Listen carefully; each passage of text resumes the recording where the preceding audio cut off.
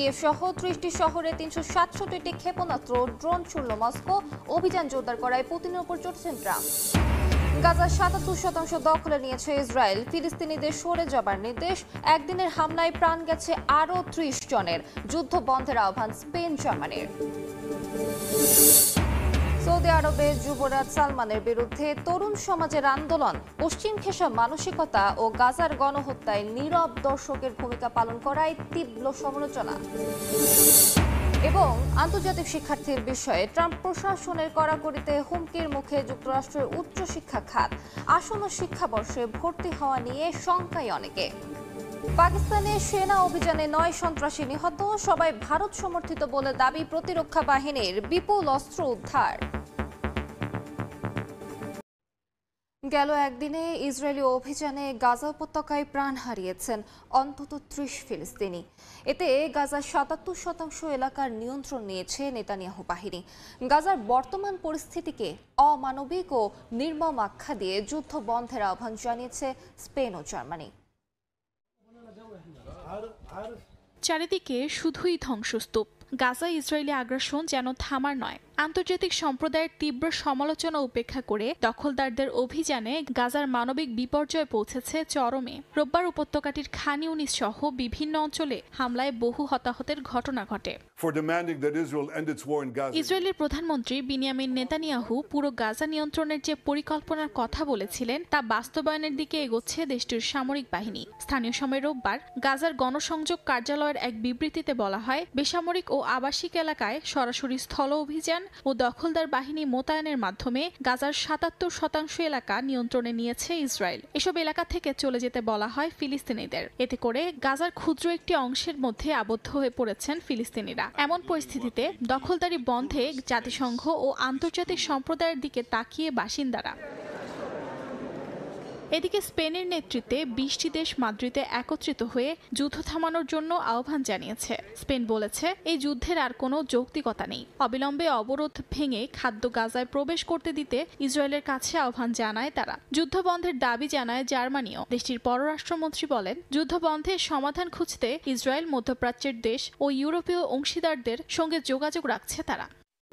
পশ্চিম ঘেঁষা মানসিকতা ও গাজার গণহত্যায় নীরব দর্শকের ভূমিকা পালন করায় সৌদি যুবরাজ মোহাম্মদ বিন সালমানের বিরুদ্ধে আন্দোলন শুরু করেছে দেশটির তরুণ সমাজ।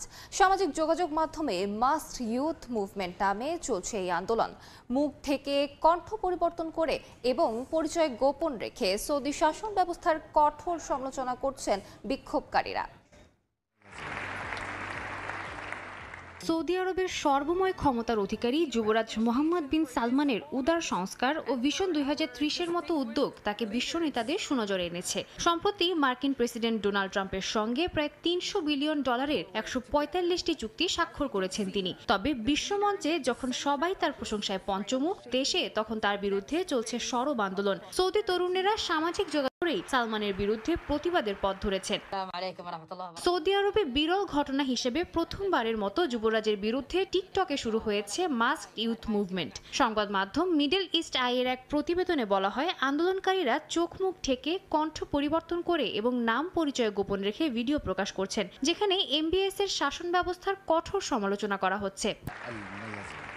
তরুণদের অভিযোগ, যুবরাজ নাগরিকদের স্বাধীনতা কেড়ে নিচ্ছেন, দুর্নীতিগ্রস্ত প্রশাসন দিয়ে উন্নয়নের নামে চালাচ্ছেন $1 বিলিয়ন বিনোদন শো। বিশেষ করে সৌদি আরবে সাম্প্রতিক সময়ের কনসার্ট, নাচ, গান, খোলামেলা বিনোদন এবং বিভিন্ন ইভেন্ট নিয়ে অনেকেই ক্ষুব্ধ। তারা বলছেন, এসব কর্মকাণ্ড ইসলামী মূল্যবোধের ও সৌদি সমাজের ঐতিহ্য বিরোধী। গাজার গণহত্যায় তার নীরব ভূমিকা নিয়েও চলছে সমালোচনা। আন্দোলনকারীরা পশ্চিমা সংস্কৃতির আগ্রাসন থেকে মুসলিমদের পবিত্র 2 নগরী মক্কা ও মদিনাকে রক্ষার আহ্বান জানাচ্ছেন। এ অবস্থায় আন্দোলনকারীদের নিরাপত্তা নিয়ে উদ্বেগ দেখা দিয়েছে। সৌদি আরবে সামাজিক যোগাযোগ মাধ্যমে প্রকাশিত সমালোচনার কারণে গ্রেফতার, কারাদণ্ড বা ভ্রমণ নিষেধাজ্ঞার নজির রয়েছে। ফলে মাস্ক ইউথ মুভমেন্টের ভবিষ্যৎ নিয়েও প্রশ্ন দেখা দিয়েছে। 3 বছরের মধ্যে ইউক্রেনের সবচেয়ে বড় ক্ষেপণাস্ত্র হামলা চালিয়েছে রাশিয়া।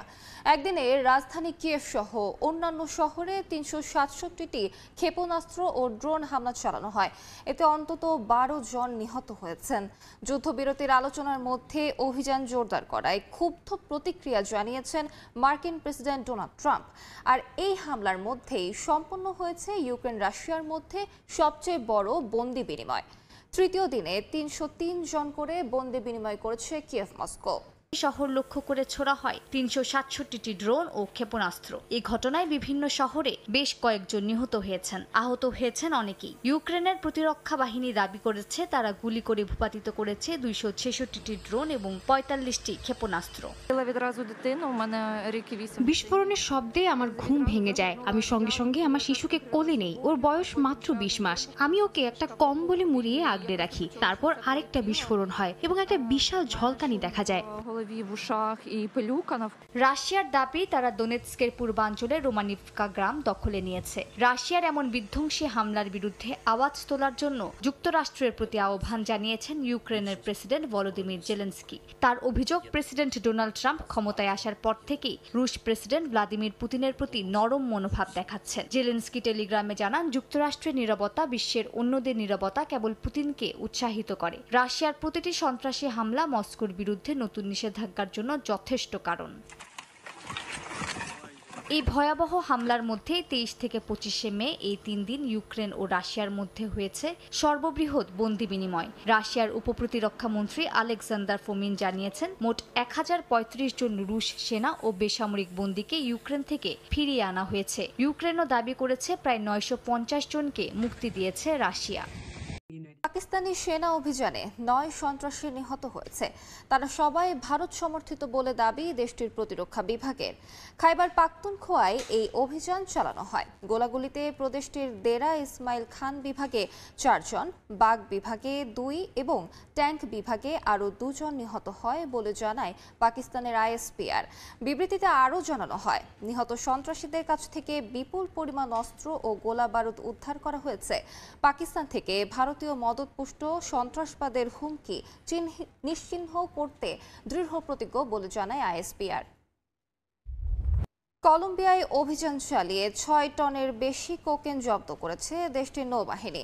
এই ঘটনায় আটক করা হয়েছে 3 জনকে। স্থানীয় সময় শনিবার দেশটির পশ্চিমাঞ্চলের ইকুয়েডরের সীমান্তবর্তী এলাকায় এই অভিযান চালানো হয়।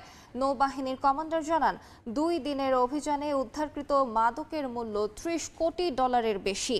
জব্দ করা মাদকের অর্ধেকই উপকূলের কাছে একটি নৌকা থেকে উদ্ধার করা হয়।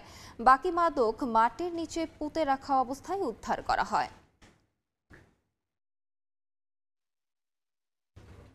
দেখছেন আন্তর্জাতিক সময়।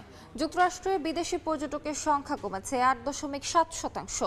সরকারি নীতির নেতিবাচক প্রভাব, সীমান্তে হয়রানি আর ভিসা জটিলতায় দেশটি থেকে মুখ ফিরিয়ে নিচ্ছেন পর্যটকরা। অক্সফোর্ড ইকোনমিক্সের সাম্প্রতিক প্রতিবেদনে উঠে এসেছে এই ধসের চিত্র। অনেকের কাছে স্বপ্নের ঠিকানা যুক্তরাষ্ট্র। কেউ যেতে চান ভ্রমণে, কেউ উচ্চশিক্ষায়। তবে অনেকেই বর্তমানে মুখ ফিরিয়ে নিচ্ছেন যুক্তরাষ্ট্র থেকে। 2025 সালে দেশটিতে বিদেশি পর্যটক কমবে 8.7%। আশঙ্কাজনক এই পূর্বাভাস দিয়েছে অর্থনৈতিক গবেষণা প্রতিষ্ঠান অক্সফোর্ড ইকোনমিক্স। সবচেয়ে বড় ধস দেখা যাবে প্রতিবেশী কানাডা থেকে, যেখানে পর্যটকদের সংখ্যা কমবে 20%-রও বেশি। মেক্সিকো ও পশ্চিম ইউরোপ থেকেও পর্যটক কমবে উল্লেখযোগ্য হারে।